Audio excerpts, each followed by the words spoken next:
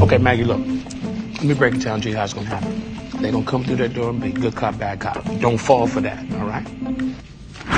She did it! She did it! She's the one you want! In Hollywood, everything important in an interrogation is seen or heard. The cop's grimace, the loud yelling, treating a suspect hostile, the light that's way too bright.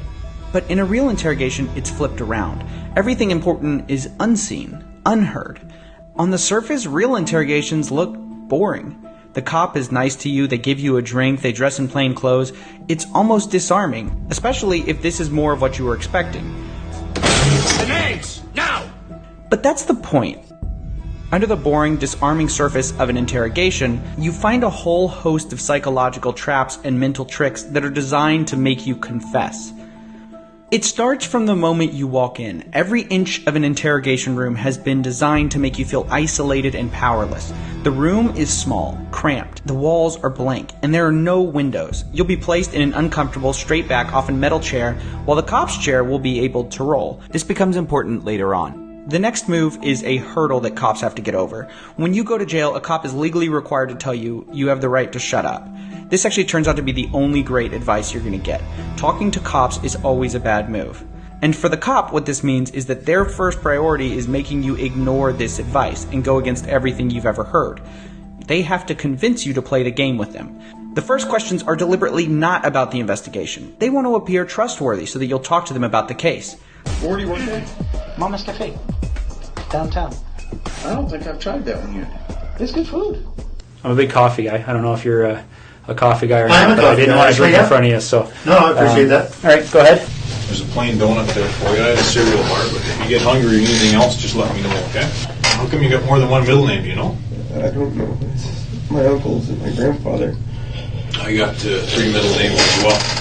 And that's because my parents thought I was going to be an only child, so they named me after everybody. So I got named after a grandfather and 2 uncles. So I know what you're going through there, because my initials I get teased about.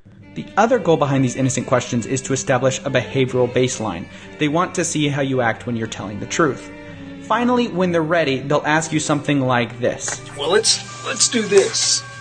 You sound like you want to talk to me, okay? And I want to hear what you have to say, but before I ask you any questions, you got to know your rights, okay? You have the right to remain silent. What this says here is that I've read you your rights. Do you understand them? Yes. Once you're talking, they'll first get a statement about what happened. After hearing it, if the cop thinks you might have done it, if the facts aren't lining up, or if you're acting shady, they may move to the accusation phase. In the accusation phase, they will confidently accuse you of the crime. The cop will say in no uncertain terms, you did it, we know you did it, and we've got evidence for it. Your vehicle drove up the side of Jessica Lloyd's house. Your boots walked to the back of Jessica Lloyd's house on the evening of the 28th and 29th of January. You and I both know you were at Jessica Lloyd's house, and I need to know why. But here's the catch. They'll claim they have evidence for your guilt, even when they don't. This nosy neighbor, or whatever we're going to call him, has monitored, and I'm not going to tell you how. Okay, just think about it. With today's technology, monitored what was going on in front of this residence that they were calling to complain about until police arrived. I can prove it. I can go in front of the judge and say, hey, look, bro, you want us to play this video? You want us to show you the fingerprint results? You want us to show you the GRE test on this gentleman? I did not have that firearm in my hand. Huh?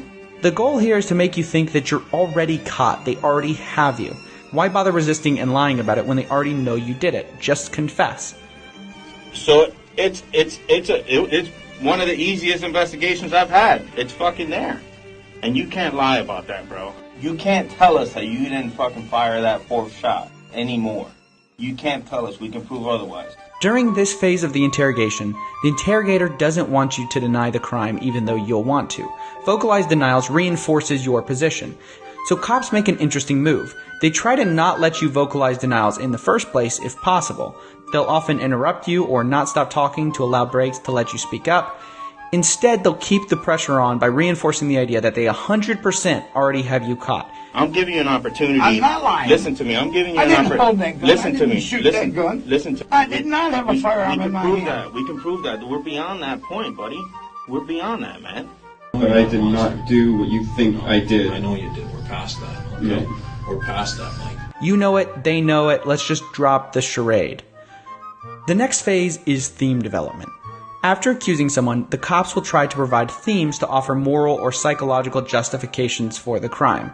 Nobody's going to confess if they think it makes them look bad or their dignity's at stake, so the cops want to give you a way to lose without losing face. This will never be used in your favor when the confession goes to trial, of course. These are simply mind games that are used to get the confession. We sort of believe that it could have been a fucking accident. It could have been an accidental discharge.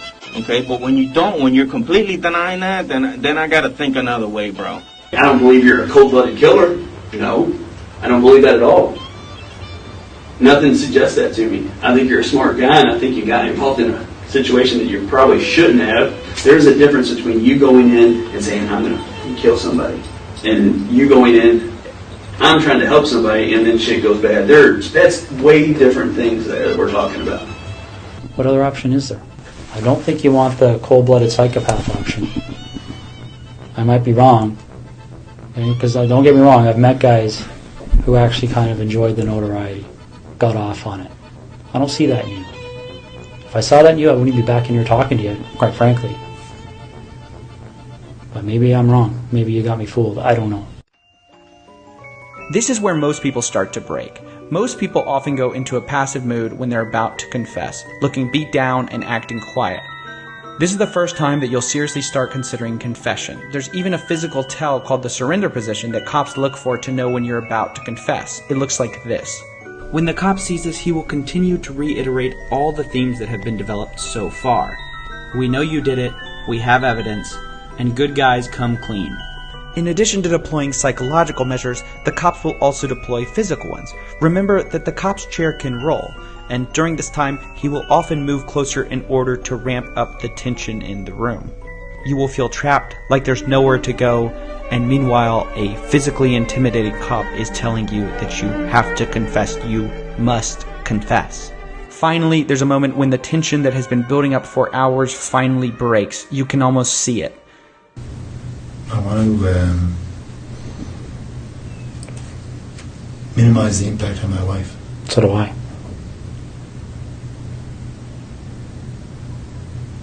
So how do we do that?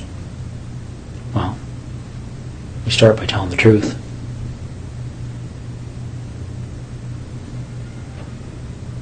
Okay.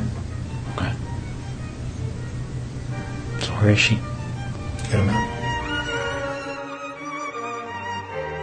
And once the cop gets their confession, it's all over. Your chance of being let off go to almost zero, your plea deals get a lot worse, and you have gained absolutely nothing from the exchange except for the knowledge of just how good cops are at beating you in the interrogation room.